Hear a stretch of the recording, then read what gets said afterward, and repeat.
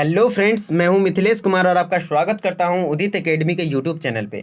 जैसा कि आपको पता है कि यूपी पॉलिटेक्निक ग्रुप ई यानी डी फार्मा एंट्रेंस एग्जाम की तैयारी के लिए हम लोगों ने बायोलॉजी का 500 प्लस प्रश्नकाल सीरीज चलाया है, जिसका कि ये 15वां वीडियो है। और आज के 15वें वीडियो में हम लोग क्लास 11th बायोलॉजी का एक नया चैप्टर स्टार्ट करने वाले हैं। वो है कोशिका जीवन की इकाई, इंग्लिश में बोले तो cell the unit of life. इसका ये पार्ट 1 है। ये 2 पार्ट में ख़त्म होगा। काफ़ी लेंदी चैप्टर है, लेकिन हाँ कॉन्सेप्ट्स बहुत कम है। थ्योरेटिकल चैप्टर है, यानी आपके एग्जाम में मेमोरी बेस्ड क्वेश्चन आते हैं।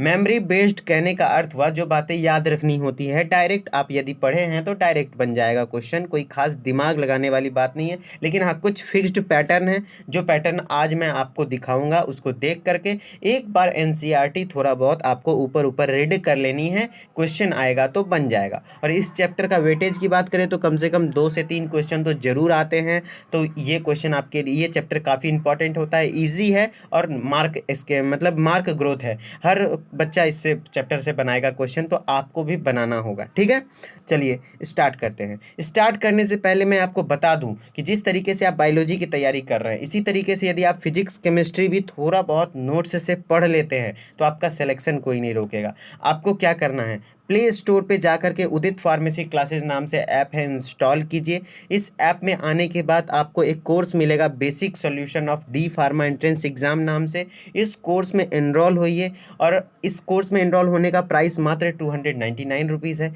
इस कोर्स में आपको क्या मिलेगा, आपको बायोलॉजी के साथ साथ फिजिक्स केमिस्ट्री मैथ, अगर आपका मैथ नहीं है तो कोई बात नहीं, अगर मैथ है फिर भी आपके लिए अच्छा है कि आप हैंड रिटेन नोट्स भी मिल सकता है आपको, chapter wise hand retain notes. खास करके मैं फिजिक्स केमिस्ट्री के लिए बोल रहा हूँ कि आपको हैंड रिटेन नोट्स मिल जाएगा, आपको कहीं इधर उधर नहीं भटकना है। थोड़ा बहुत फिजिक्स केमिस्ट्री पढ़ लीजिए, यहाँ पर से प्रीवियस ईयर क्वेश्चन मिल जाएगा, ऑनलाइन टेस्ट है, मॉडल पेपर है, कोई प्रॉब्लम नहीं है, आपका सिलेक्शन हो जाएगा अगर आप इस कोर्स को ले लेते हैं तो। ठीक है, इस कोर्स को लेने में कोई तरीके का भी प्रॉब्लम होता है तो आप इस नंबर पे कांटेक्ट कीजिए, आपका हेल्प किया जाएगा। तो चलिए स्टार्ट करते हैं आज का क्लास। एक डाउट से स्टार्ट करते हैं।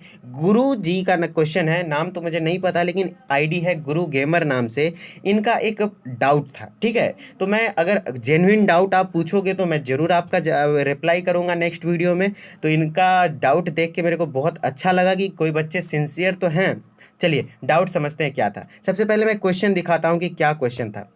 क्वेश्चन ये था, जीवन का रासायनिक उत्पत्ति का सिद्धांत किसके द्वारा दिया गया था। ठीक है, और मैंने आंसर बताया था ओपरिन एवं हेल्डेन। ठीक है, लेकिन गुरु जी का कहना था कि वो मिलर के द्वारा दिया गया था। तो कंफ्यूज होना वास्तविक वाली बात है, हर बच्चे कंफ्यूज होते हैं, लेकिन मैं आपके कंफ्यूजन को दूर करता हूँ। देखिए, अगर क्वेश्चन पूछे कि जीवन के रासायनिक उत्पत्ति का सिद्धांत किसने दिया था तो आंसर मारना है ओपरिन एवं हेल्डेन ने। ठीक है, लेकिन यही बोल दे कि जीवन के रासायनिक उत्पत्ति के सिद्धांत को सिद्ध किसने किया था, प्रयोग के द्वारा, एक्सपेरिमेंट के द्वारा, तो हो जाएगा मिलर। जैसे ये मिलर एक्सपेरिमेंट था, ये कौन था, मिलर एक्सपेरिमेंट। उन्होंने इस एक्सपेरिमेंट से प्रूव किया था ओपरेन की थ्योरी को। ठीक है, समझ में आया मैं क्या बोलना चाह रहा हूं। अगर क्वेश्चन पूछ दे कि जीवन के रासायनिक उत्पत्ति का सिद्धांत किसके द्वारा दिया गया तो आपको ओपरिन एवं हेल्डेन मारना है। लेकिन अगर पूछ दे कि जीवन के रासायनिक उत्पत्ति का सिद्धांत को सिद्ध किसने किया, प्रयोग के द्वारा, तो वो हो जाएगा मिलर ने। ठीक है, तो चलिए आपको इसका प्रूफ दिखाता हूं। प्रूफ ये है कि आप यहाँ पे गूगल पे मैंने सर्च किया, मैं एनसीईआरटी में पढ़ा हूँ फिर भी मैं गूगल पे सर्च किया कि आखिर क्या बात है, तो उनसे यहाँ पे देखिए, अगर एक लाइन पढ़िएगा तो आपको क्लियर हो जाएगा। क्वेश्चन है, देखिए क्या है, मिलर के प्रयोग से ओपरिन के कथन की पुष्टि हुई। मतलब क्या हुआ कि मिलर ने जो प्रयोग किया उससे जो ओपरिन ने कथन दिया था उसकी पुष्टि हुई, मतलब वो सिद्ध हुआ कि जीवन की उत्पत्ति इन रासायनिक चीज़ों से, यौगिकों से हुई है। तो मेरे ख्याल से आपका डाउट क्लियर हो गया होगा। और इसी तरीके से अगर कोई भी क्वेश्चन में प्रॉब्लम हो तो डाउट पूछिए, बहुत अच्छा लगता है। क्लास स्टार्ट करने से पहले मैं बैक सेशन के डाउट्स ले लिया करूँगा। ठीक है, आशा करता हूँ डाउट क्लियर हो गया होगा, तो एक बार कमेंट में लिख दीजिएगा यस सर। ठीक है, चलिए हम लोग स्टार्ट करते हैं। और हाँ, क्वेश्चन ये आएगा कि ये एक्सपेरिमेंट, फ्लास्क एक्सपेरिमेंट भी किसने किया था, जैसे फ्लास्क, तो फ्लास्क में एक्सपेरिमेंट किसने किया था, तो मिलर ने। ठीक है, तो आपको एक बार फाइनली मैं बता दूं कि जीवन के रासायनिक उत्पत्ति का सिद्धांत किसने दिया था, तो ओपरिन एवं हेल्डेन ने, लेकिन किसने प्रयोग के द्वारा सिद्ध किया था, तो वो मिलर ने। ठीक है, चलिए आज हम कोशिका के चैप्टर में आते हैं। ठीक है, क्वेश्चन है, विज्ञान की वह शाखा जिसके अंदर कोशिकाओं का अध्ययन किया जाता है क्या कहलाता है? क्वेश्चन है कि विज्ञान की वह शाखा जिसके अंदर कोशिका का अध्ययन किया जाता है, तो कोशिका को इंग्लिश में क्या कहते हैं? सेल, यानी सेल कहते हैं कोशिका को इंग्लिश में, यानी सेल के अध्ययन, कोशिका के अध्ययन को हम लोग साइटोलॉजी कहेंगे। सी से सेल, सी से साइटोलॉजी, आप इस तरीके से ध्यान रख सकते हैं, ठीक है। विज्ञान की वह शाखा जिसके अंदर कोशिकाओं का अध्ययन किया जाता है वह क्या कहलाता है? साइटोलॉजी कहलाता है। लेकिन हाँ, यहाँ पे कुछ ऑप्शन है जो कि आपको उन ऑप्शन के बारे में भी जानना है। आंसर तो आपको पता चल गया। फिर पूछेगा बायोलॉजी क्या है, तो जीवन के जीव के अध्ययन को हम लोग बायोलॉजी कहते हैं। तो लेकिन हाँ, क्वेश्चन ये आता है कि किसके पितामह कौन है, जैसे साइटोलॉजी के फादर कौन है? फादर ऑफ साइटोलॉजी, साइटोलॉजी के पितामह, तो आपको आंसर मारना है रॉबर्ट हुक। कौन होंगे? Robert Hooke. Father of cytology कौन होंगे? Robert Hooke. अगर कहीं कॉपी में है तो कॉपी में लिख लीजिए, तीनों का याद रखना है।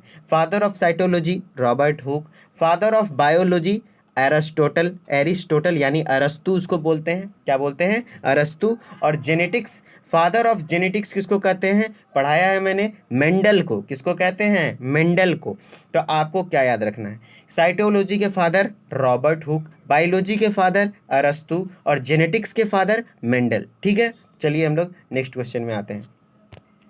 देखिए यही थे रॉबर्ट हुक जो कि जिसके बारे में बात कर रहे थे। कोशिका की खोज सर्वप्रथम कब और किसने की? यहाँ पे बच्चे काफ़ी कंफ्यूज होते हैं, ठीक है। कोशिका की खोज कब और किसने की थी, तो सीधा आंसर जाएगा रॉबर्ट हुक ने 1665 ईस्वी में। ये तो आपको समझ में आ गया, लेकिन कंफ्यूज कहाँ होते हैं बच्चे, मैं आपको बताता हूँ। देखिए, जीवित और मृत कोशिका, अगर क्वेश्चन में ये पूछ दे कि जीवित कोशिका की खोज किसने की थी, तो आपका आंसर हो जाएगा ल्यूवेनहुक। क्या हो जाएगा? ल्यूवेनहुक ने किया था। जीवित कोशिका की खोज ल्यूवेनहुक ने की थी और मृत कोशिका की खोज किसने की थी? रॉबर्ट हुक ने। और सबसे पहले किस कोशिका का खोज हुआ? तो मृत कोशिका का। तो अगर क्वेश्चन ये पूछे कि मृत कोशिका की खोज सर्वप्रथम किसने की, तो रॉबर्ट हुक ने 1665 ईस्वी में। अगर क्वेश्चन ये भी पूछ दे सिर्फ कोशिका की खोज सर्वप्रथम किसने की, तो आपको रॉबर्ट हुक ही मारना है, ल्यूवेनहुक नहीं, क्योंकि ल्यूवेनहुक ने बाद में जीवित कोशिका को देखा था, ठीक है। तो क्या समझे आप? ये है कि रॉबर्ट हुक ने सर्वप्रथम मृत कोशिका की खोज की थी, ठीक। अगर ये भी बोल दे कि कोशिका की खोज किसने की थी, तो भी रॉबर्ट हुक, लेकिन स्पेशली बोले कि जीवित कोशिका की खोज किसने करी थी, तब होगा ल्यूवेनहुक, ठीक है। चलिए मिलते हैं, क्या कहते हैं, चलिए नेक्स्ट क्वेश्चन में आते हैं। नेक्स्ट क्वेश्चन है, मनुष्य के शरीर में तंत्रिका कोशिका है। ये देखिए कुछ इस टाइप से आप बच्चे में पढ़े होंगे 10th क्लास में कि तंत्रिका कोशिका इस तरह का होता है। तो आखिर क्या है मनुष्य के शरीर में? मनुष्य के शरीर की सबसे लंबी कोशिका, मनुष्य के शरीर ही नहीं, शरीर पूरे मतलब पूरे जीवों में सबसे लंबी कोशिका कौन सी होती है? तो तंत्रिका कोशिका होती है। अगर क्वेश्चन ये भी आ जाए मनुष्य को छोड़ करके कि अगर सीधा पूछ दे कि सबसे लंबी कोशिका कौन सी होती है, तो वो हो जाएगा तंत्रिका कोशिका। अगर ये भी पूछ दे कि मनुष्य के शरीर में तो सबसे लंबी कोशिका कौन सी है, तो भी तंत्रिका कोशिका, ठीक है। अब अगर ऐसा नहीं, मनुष्य का हम बात नहीं कर रहे हैं, ठीक है। ये क्वेश्चन आपके एग्जाम में पूछा गया था मनुष्य डाल के, ताकि बच्चे कंफ्यूज हो जाए। लेकिन अगर मनुष्य नहीं लिख दे, सीधा आपका क्वेश्चन आ जाए सबसे छोटी कोशिका कौन सी है। इस बायोडाइवर्सिटी में, ये जो इतना बड़ा दुनिया है, उसमें सबसे छोटी कोशिका कौन सी है? मैं मनुष्य के शरीर की बात नहीं कर रहा हूँ। उस समय मैं मनुष्य के शरीर की बात कर रहा था कि तंत्रिका कोशिका मनुष्य के शरीर की सबसे लंबी कोशिका है। यदि मनुष्य नहीं भी लिखता, सीधा पूछता कि सबसे लंबी कोशिका, फिर भी होता तंत्रिका कोशिका। लेकिन अभी मैं मनुष्य के बारे में नहीं बोल रहा, पूरे ब्रह्मांड के बारे में बोल रहा हूँ। पूरे ब्रह्मांड में सबसे छोटी कोशिका कौन सी होती है? तो वो है PPLO। क्या बोला जाता है? लिख लीजिए कहीं, PPLO। इसको हम लोग शॉर्टकट में बोलते हैं, शॉर्टकट है ये, इसको बोलते हैं माइकोप्लाज्मा। क्या बोलते हैं? माइकोप्लाज्मा। सबसे छोटी कोशिका माइकोप्लाज्मा को बोला जाता है। और इसका एक नाम होता है प्लूरोनिमोनिया। क्या होता है? प्लूरोनिमोनिया कोशिका, ठीक है। तो आपको मैं क्या बोल रहा हूँ, सबसे छोटी कोशिका PPLO को बोला जाता है। PPLO शॉर्ट फॉर्म है, उसका लॉन्ग फॉर्म होता है प्लूरोनिमोनिया, ठीक है। और उसको एक और नाम से जाना जाता है माइकोप्लाज्मा के नाम से, ठीक है। आपको क्लियर हो गया? सबसे लंबी कोशिका पूछेगा तो तंत्रिका कोशिका, सबसे छोटी कोशिका पूछेगा तो PPLO, जिसको हम लोग माइकोप्लाज्मा भी बोलते हैं। और एक क्वेश्चन आ सकता है, और एक क्वेश्चन क्या आ सकता है कि अनियमित कोशिका के बारे में, जिसका कोई आकार ना हो, तो वो है WBC। WBC आप नाम सुनेंगे, श्वेत रक्त कणिका। श्वेत रक्त कणिका का कोई आकार नहीं होता है, ये अपने कार्यों के अनुसार अपने आकार को बदलते रहता है। तो इस स्लाइड से काफ़ी इंपॉर्टेंट क्वेश्चन, इन्फॉर्मेटिव क्वेश्चन बनते हैं, तो आपको ध्यान से सुनना। मैं एक बार समराइज कर देता हूँ। शरीर की सबसे लंबी कोशिका तो वो है तंत्रिका कोशिका। सबसे छोटी कोशिका ब्रह्मांड में, पूरे मतलब मैं मनुष्य की बात नहीं कर रहा हूँ, सबसे छोटी कोशिका कौन सी है, तो PPLO, जिसको हम लोग प्लूरो निमोनिया भी कह सकते हैं, और माइकोप्लाज्म भी बोला जाता है उसी को। फिर अगर पूछ दे अनियमित कोशिका, मतलब जिसका कोई आकार ना हो, तो वो है WBC यानी श्वेत रक्त कणिका, और उसको एक और नाम दिया जाता है ल्यूकोसाइट। ठीक है, अगर आप लिखना चाहते हैं तो कहीं लिख के रख लीजिए। चलिए नेक्स्ट क्वेश्चन में आते हैं। नेक्स्ट क्वेश्चन है, सेंट्रोसोम विशेष रूप से भाग लेता है। सेंट्रोसोम विशेष रूप से किस काम में भाग लेता है? सेंट्रोसोम किस में पाया जाता है, पहले ये क्वेश्चन जानिए। ये सिर्फ पादप को, सॉरी ये पादप नहीं, सिर्फ जंतु कोशिका में पाया जाता है। किस में पाया जाता है? सिर्फ जंतु कोशिका में पाया जाता है। और सेंट्रोसोम का काम होता है कोशिका के विभाजन में मदद करना। किसके में मदद करना? देखिए, कोशिका को विभाजित कर रहा है, कोशिका के विभाजन में मदद करना। तो सेंट्रोसोम विशेष रूप से भाग लेता है किसमें? कोशिका विभाजन में। आपको कंफ्यूज नहीं होना है। देखिए ऑप्शन कैसे देता है, केंद्रक विभाजन में नहीं, सीधा कोशिका विभाजन में। सेंट्रोसोम विशेष रूप से भाग लेता है किसमें? कोशिका विभाजन में। और सेंट्रोसोम किसमें पाया जाता है? तो ये जंतुओं में पाया जाता है। ठीक है, कोई दिक्कत? चलिए नेक्स्ट क्वेश्चन में आते हैं। नेक्स्ट क्वेश्चन है, कोशिका यांत्रिक सहायता पाता है। कोशिका को जो मैकेनिकल सपोर्ट मिलता है वो किसके द्वारा मिलता है? क्या गोल्जी बॉडी से? नहीं। केंद्रक से? नहीं। माइटोकॉन्ड्रिया से? नहीं। लेकिन क्या अंतःप्रद्रवी जालिका? जी हाँ, इंडोप्लाज्मिक रेटिकुलम इंग्लिश में बोला जाता है। कोशिका को जो यांत्रिक सहायता प्राप्त होती है वो होती है अंतःप्रद्रवी जालिका से। ठीक है, आपको क्या समझ में आ रहा है? एक सेकेंड, यहाँ से काफ़ी क्वेश्चन बनते हैं, मैं इस स्लाइड को पूरे डिटेल में समझाऊंगा। ठीक है, ध्यान से सुनिए। कोशिका को यांत्रिक सहायता किससे प्राप्त होती है? अंतःप्रद्रवी जालिका, इंडोप्लाज्मिक रेटिकुलम, शॉर्टकट में ER लिखा जाता है, देख सकते हैं। इस तरीके से केंद्रक के निकट में इस तरीके से बना रहता है अंतःप्रद्रवी जालिका। देखिए ये चैप्टर काफ़ी इन्फॉर्मेटिव है। मैं बोल रहा हूँ कि सीधा मेमोरी बेस्ड क्वेश्चन आता है, सीधा याद रखने वाली बातें होती हैं। तो आप याद रख सकते हैं क्या? कोशिका को यांत्रिक सहायता कौन देता है? तो अंतःप्रद्रवी जालिका। ठीक है, फिर आपसे केंद्रक के बारे में क्या पूछ सकता है? केंद्रक को क्या कहा जाता है? कोशिका का केंद्र, कोशिका का केंद्र या फिर कोशिका का brain, brain of the nucleus. कोशिका का ब्रेन किसको कहा जाता है? केंद्रक को कहा जाता है। क्या कहा जाता है? कोशिका का केंद्र या फिर कोशिका का ब्रेन किसको कहा जाता है? केंद्रक को। फिर माइटोकॉन्ड्रिया के बारे में क्या आता है? माइटोकॉन्ड्रिया को कोशिका का ऊर्जा गृह कहा जाता है। क्या कहा जाता है? कोशिका का ऊर्जा गृह किसे कहा जाता है? माइटोकॉन्ड्रिया को। और माइटोकॉन्ड्रिया को power house of the cell भी बोला जाता है। इंग्लिश में बोले तो पावर हाउस और हिंदी में बोले तो ऊर्जा। ठीक है, ऊर्जा गृह। क्या समझ में आया? कोशिका को यांत्रिक सहायता अंतःप्रद्रवी जालिका। केंद्रक से क्या बात आती है क्वेश्चन में? कोशिका का केंद्र यानी कोशिका का दिमाग या ब्रेन किसे कहा जाता है? तो केंद्रक को। और कोशिका का ऊर्जा गृह किसे कहा जाता है? तो माइटोकॉन्ड्रिया को। Am I clear? चलिए ठीक है, नेक्स्ट क्वेश्चन है। ये टॉपिक काफ़ी थोड़ा समझने लायक है। ठीक है, कब बच्चे कंफ्यूज होते हैं। पहले मैं क्वेश्चन पढ़ने से पहले मैं आपको समझा देता हूँ कि देखिए राइबोसोम दो तरीके का होता है, एक 70S एक 80S। ठीक है, और कोशिका भी दो प्रकार की होती है, एक प्रोकैरियोटिक कोशिका होती है, एक यूकैरियोटिक कोशिका होती है।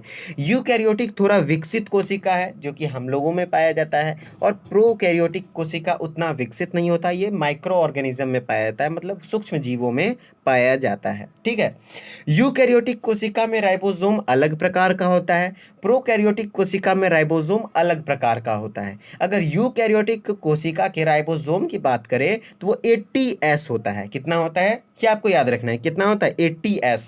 और प्रोकैरियोटिक राइबोसोम की अगर राइबोसोम की बात करें तो वो 70S पाया जाता है। ठीक है, सीधा सीधी अगर क्वेश्चन पूछने का मूड हुआ तो आपसे ये पूछ देगा यूकैरियोटिक किस में पाया जाता है, कितना पाया जाता है 80S, प्रोकैरियोटिक राइबोसोम में कितना पाया जाता है 70S। ये आपका प्रीवियस ईयर क्वेश्चन है। देखिए क्वेश्चन कैसे आया था, 70S राइबोसोम पाया जाता है, तो सीधा आंसर हो जाएगा प्रोकैरियोटिक कोशिका में। किस में हो जाएगा, प्रोकैरियोटिक कोशिका में। लेकिन अगर एग्जामिनर थोड़ा क्वेश्चन को ट्विस्ट करना चाहा तो यहाँ पे कर सकता है। क्या ट्विस्ट करेगा, 70S जो राइबोसोम होते हैं ये 2 सब यूनिट से मिलकर बने होते हैं। कितने सब यूनिट, 2 सब यूनिट। उसी तरीके से 80S भी राइबोसोम 2 सब यूनिट से मिलकर बने होते हैं। तो ये सब यूनिट कभी कभी पूछ लेता है एग्जाम में, और पूछने का ज़्यादा चांस है क्योंकि आपके NCERT में दिया हुआ है 70S तो 50 + 30, क्या 50 + 30। बच्चे 50 + 20 मार देते हैं, लेकिन नहीं, ऐसा नहीं होता है। इसमें 10 ज़्यादा होता है, इसमें 20 ज़्यादा होता है। 70S का सब यूनिट क्या क्या है, ध्यान रखिए, मैं गलत नहीं बोल रहा हूँ, ऐसा नहीं सोचिएगा कि गलत है, ऐसा ही होता है। 70S का सब यूनिट 2 होता है, एक 50S दूसरा 30S, और उसी तरीके से 80S का कितना होता है 60S और 40S। ठीक है, इस तरीके से आपको ध्यान रखना है। इस स्लाइड को मैं क्लियर करके एकदम समराइज कर दे रहा हूँ। क्या क्वेश्चन आएंगे, प्रोकैरियोटिक राइबोसोम और यूकैरियोटिक राइबोसोम। देखिए मैं दावा करता हूं कि इस प्रश्नकाल सीरीज से आपके 35 से 40 क्वेश्चन सही होंगे। इसका मतलब ये नहीं है कि मैं जो क्वेश्चन सिर्फ लिख रहा हूं वही आएगा।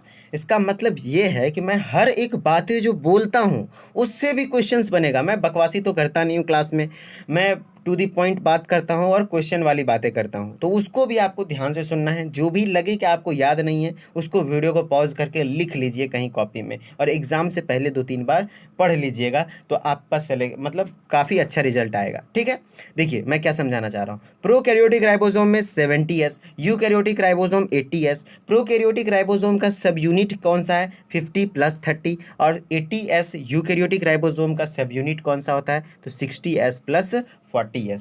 ठीक है, तो आपका ये क्वेश्चन का आंसर मिल गया होगा। प्रोकैरियोटिक 70S राइबोसोम किस में पाया जाता है तो ये प्रोकैरियोटिक में। ठीक है, चलिए नेक्स्ट क्वेश्चन में आते हैं।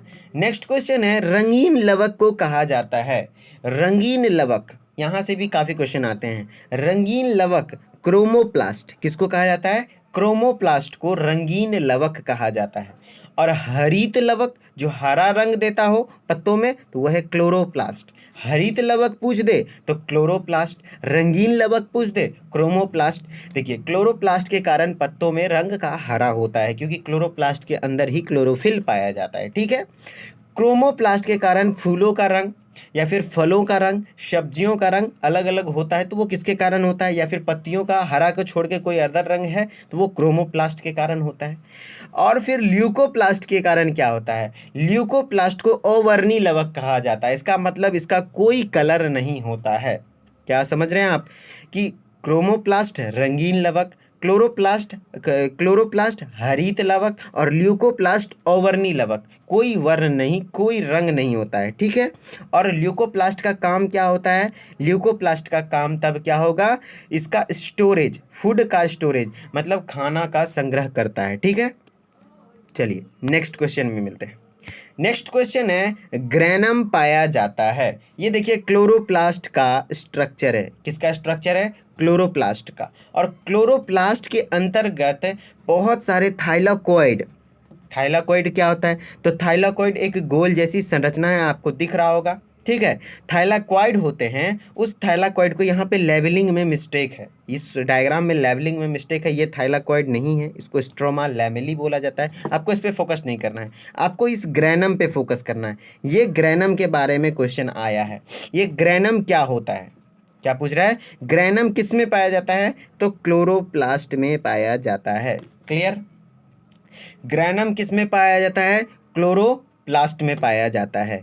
थाइलाकोइड किसको कहते हैं, याद रखिए ग्रैनम से एक और क्वेश्चन आते हैं कि बहुत सारे थाइलाकोइड जब एक साथ लाइन में खड़े रहते हैं, जैसे कि सिक्के के ऊपर सिक्के, सिक्के के ऊपर सिक्के रखिएगा, तो उस तरीके से थाइलाकोइड के ऊपर एक एक गोल गोल संरचना को क्या कहते हैं, थाइलाकोइड कहते हैं। तो थाइलाकोइड के ऊपर थाइलाकोइड, थाइलाकोइड के ऊपर थाइलाकोइड रखा रहता है, तो उसको हम लोग क्या कहते हैं, ग्रैनम कहते हैं। तो ठीक है, क्वेश्चन ये बनेगा कि ग्रैनम किस में पाया जाता है तो वह क्लोरोप्लास्ट में। ठीक है, चलिए नेक्स्ट क्वेश्चन में आते हैं।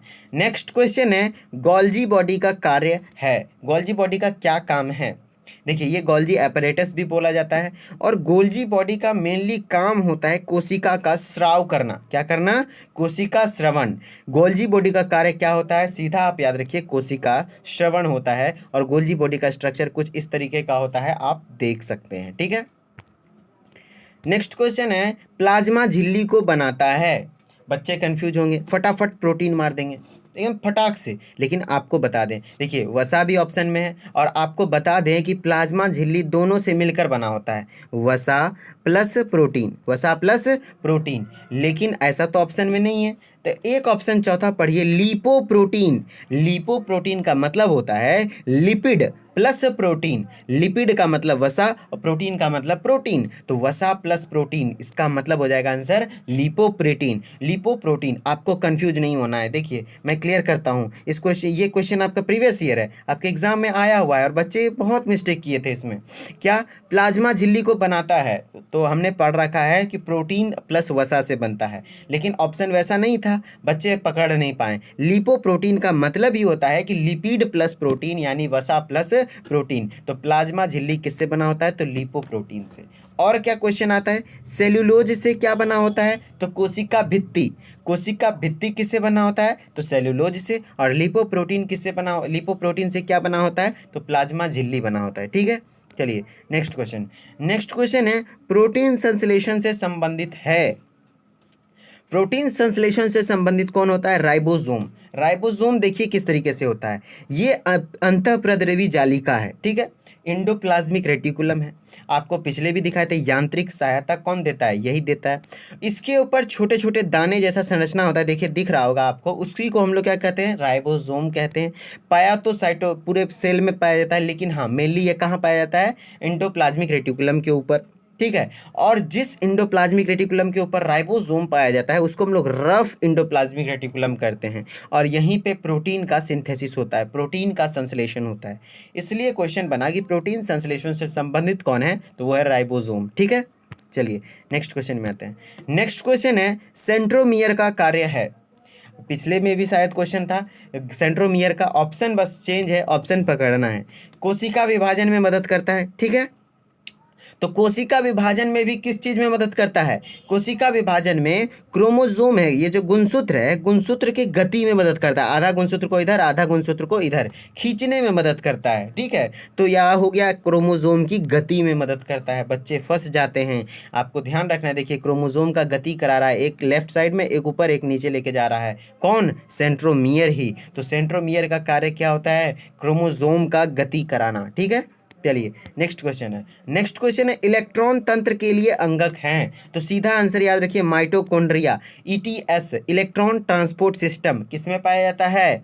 माइटोकॉन्ड्रिया में। उसी ईटीएस के तहत, उसी ईटीएस की मदद से कोशिका में श्वसन के कार्य को संपन्न किया जाता है। ठीक है, और माइटोकॉन्ड्रिया को कोशिका का ऊर्जा गृह भी बोलते हैं।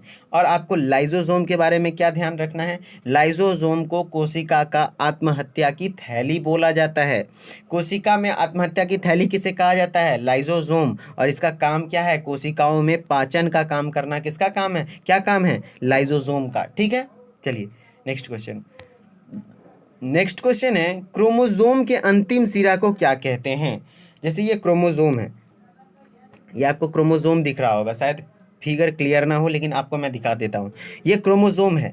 क्रोमोसोम के अंतिम सिरा मतलब नीचे वाला सिरा को क्या कहेंगे? नीचे वाले सिरा को टीलोमियर बोला जाता है। क्या बोला जाता है? टीलोमियर। और बीच वाले सिरा को क्या बोला जाता है? सेंट्रोमियर। समझ में आया?